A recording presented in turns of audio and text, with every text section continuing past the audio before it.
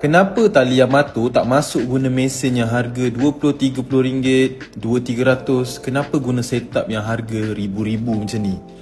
Yang pertama guys, sebab dia meter yang ada dekat sini memang sangat-sangat tepat dan licin. Dia punya pusingan ni memang sangat-sangat licin supaya dia tak ada geseran yang boleh merosakkan tali. Itu yang pertama. Bila korang masuk tali tu, tali korang macam baru lah masuk, sebab tak ada geseran dan licin. Yang kedua guys, dekat tempat tali yang kita letak ni, dia ada carbon disc.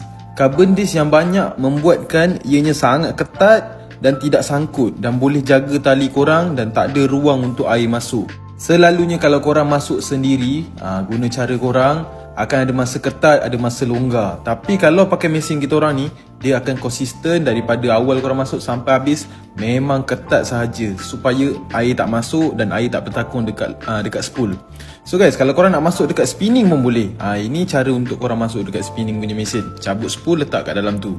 So guys, tali Yamato ni 20LB ni bukan je lembut guys, tapi kuat dan tahan lama. Kekuatan 20LB sahaja boleh tarik ikan bawah 20 kilo. Dan kalau korang nak tahu color apa yang ada, kita ada color kuning, color hijau, color multicolor dan color hijau gelap. Kita ada 15 pound sampai 200 pound. Korang pilih je nak berapa pound.